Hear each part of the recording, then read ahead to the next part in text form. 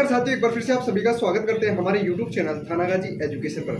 साथियों, जैसे कि आप देख सकते हैं कि राजस्थान में यहाँ पर आचार संहिता लगने वाली है। चुनाव यहाँ पर नजदीक है, लेकिन अभी तक भर्तियों को लेकर कोई फैसला नहीं किया गया है, यानी कि रिजल्ट आपके जारी नहीं किए गए हैं, नियुक्ति यहाँ पर जारी नहीं हुई है।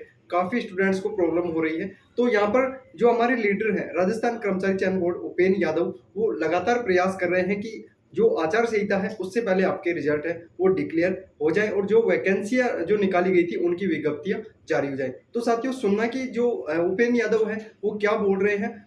आचार संहिता लगने में कुछ समय बचा है।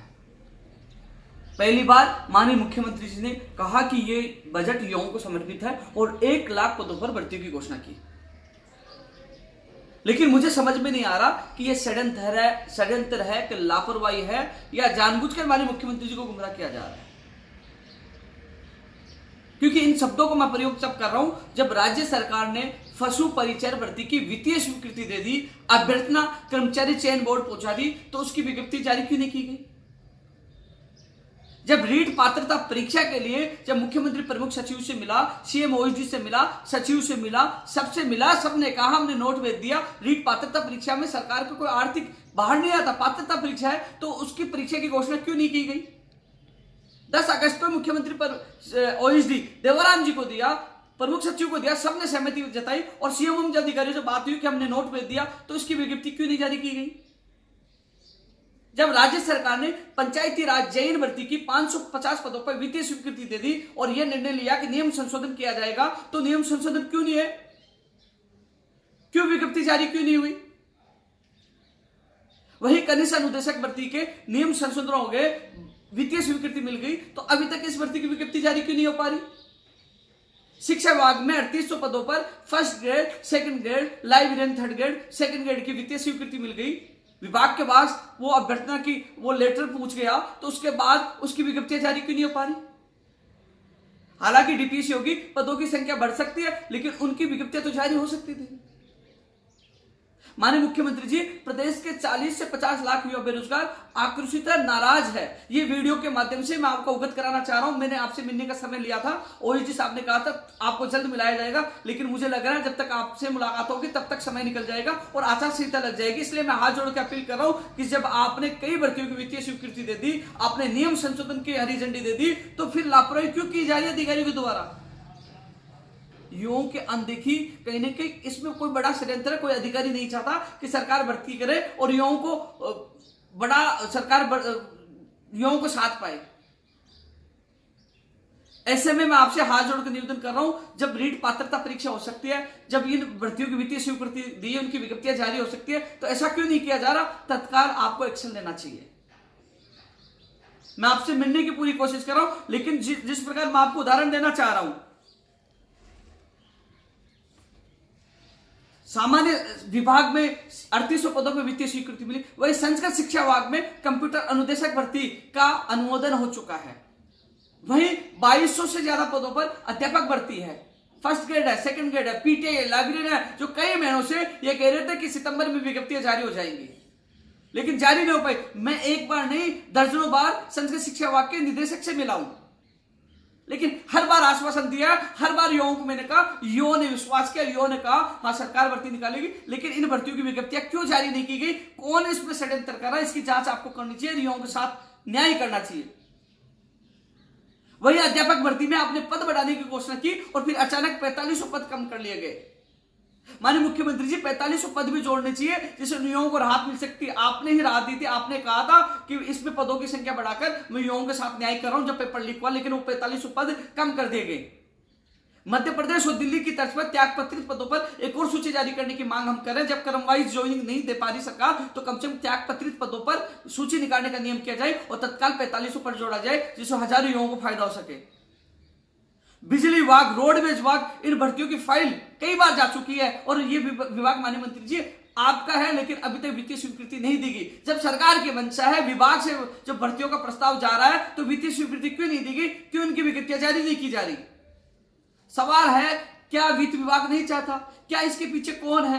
क्यों नहीं चाहते युवा बेरोजगार को बुलाओ? जब मुख्यमंत्री जी आपने कहा कि युवाओं को समर्पित बजट है, युवाओं के लिए बजट है, आपकी मंशा सही थी, तो फिर इनकी विज्ञप्तियां जारी क्यों नहीं हो पाई? एलडीसी जिसकी वित्तीय स्वीकृति हो चुकी है, स्टेनोग्राफर जिसकी वित्तीय स्वीकृति हो चुकी है, कंप्यूटर अनुदेशक के लिए कहा गुजारिश आने के बाद नई भर्तियां निकालेंगे, एसआई एएसआई भर्ती, इनकी विज्ञप्तियां जारी क्यों नहीं हो पा रही? वही कंप्यूटर अनुदेशक भर्ती में शिथिलता के लिए आपने मना कर दिया, लेकिन बाद में पता चला नियमों में है कि शिथिलता दी जा सकती है। आज अभ्यर्थी दिल्ली में प्रदर्शन कर रहे, कई दिन से पड़े हुए हैं, उनको न्याय मिलना चाहिए, उनको शिथिलता मिलनी चाहिए। वही चिकित्सा विभाग की भर्तियों पर तलवार लटकी हुई है कि आचार संहिता से पहले उनकी नियुक्ति हो पाएगी। माननीय मुख्यमंत्री जी, प्रदेश के लाखों युवा बेरोजगारों की तरफ से मैं हाथ जोड़कर निवेदन कर रहा हूं। मैंने बिजली विभाग की भर्तियों के लिए वित्त विभाग में चक्कर लगाए, रोडवेज विभाग की भर्तियों के लिए चक्कर लगाए, शिक्षा विभाग की भर्तियों के लिए चक्कर लगाए, संस्कृत शिक्षा विभाग की भर्तियों के लिए चक्कर लगाए और रीट पात्रता के लिए मैंने चक्कर लगाए।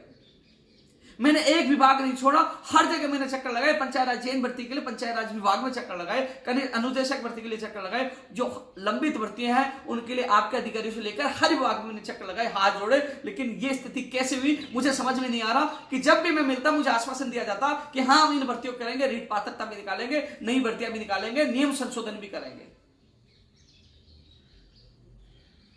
खेल प्रमाण पत्रों का फर्जीवाड़ा चल रहा, वो नियम संशोधन का भी मुझे आश्वासन मिला था, वो भी अटका पड़ा है।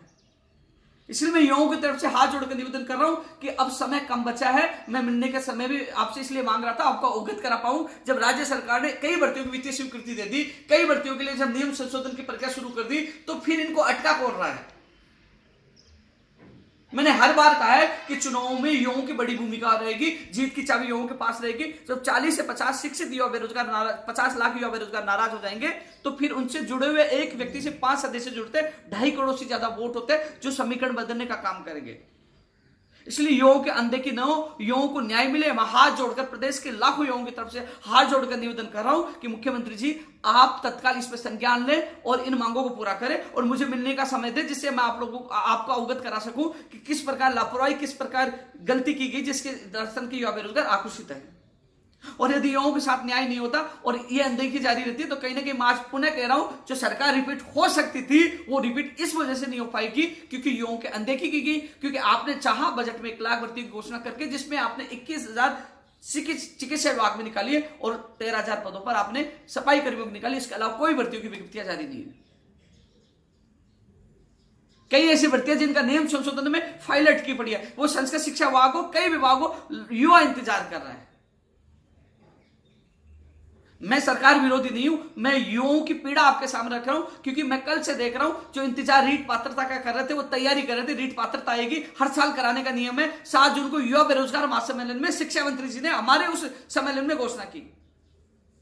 ये तो मैं धन्यवाद देना चाहूंगा दैनिक भास्कर के जो संवाददाता अजमेर के, जब उनसे मेरी बात हुई, क्योंकि रीट पात्रता परीक्षा के लिए मुझे कहा गया था कि हमने नोट भेज दिया, लेकिन जब उनका बात हुई तो मैंने उनसे निवेदन किया कि साहब आप पता कर लीजिए अजमेर में क्या नोट पूछा कि नहीं पूछा, कम से कम पहुंच गया हो तो खबर ये लगा दीजिए रीट पात्रता परीक्षा होगी, नहीं पूछा तो वो लगा दीजिए नहीं होगी। उन्होंने इस बात की जांच की, उन्होंने अधिकारियों से बात की, तब उन्होंने पता चला कि केवल ये झूठा आश्वासन है। उसके बाद उन्होंने खबर लगाई, तब युवाओं को पता चला, लेकिन युवा लगातार तैयारी कर रहे थे। मैं आपसे पुनः हाथ जोड़कर निवेदन कर रहा हूं, युवा आपके साथ 2018 में थे, समर्थन दिया था, सत्ता में सरकार आई थी, लेकिन युवाओं के अनदेखी नहीं हो। मैं मानता हूं आप राजस्थान की युवा बेरोजगारों के अभिभावक हो, इस पीड़ा को जरूर सुनेंगे। मैं उनका दर्द देख रहा था कि जिन पे आपने वित्तीय स्वीकृति दे दी, जिनकी अभ्यर्थना जा चुकी, उनकी विज्ञप्तियां जारी क्यों नहीं हो पा रही, नियम संशोधन क्यों नहीं हो पा रहे, जो आपने हरी झंडी दे दी। 1 लाख पदों पर आपने घोषणा की, कहा युवाओं के लिए बजट समर्पित है, तो फिर उनकी विभाग वाइज वर्गीकरण होकर उनकी विज्ञप्तियां जारी क्यों नहीं हो पाई। आरपीएस से धीमी प्रक्रिया से सेकंड ग्रेड की ज्वाइनिंग नियुक्ति प्रक्रिया रुक गई, आचार संहिता में फंसती हुई नजर आ रही है। तो तत्काल तेज गति से लंबित भर्तियों को पूरा किया जाए, नई भर्तियों के लिए भी आप एक्शन लीजिए। मैं हाथ जोड़कर प्रदेश के लाखों युवा बेरोजगारों की तरफ से मैं निवेदन कर रहा हूं।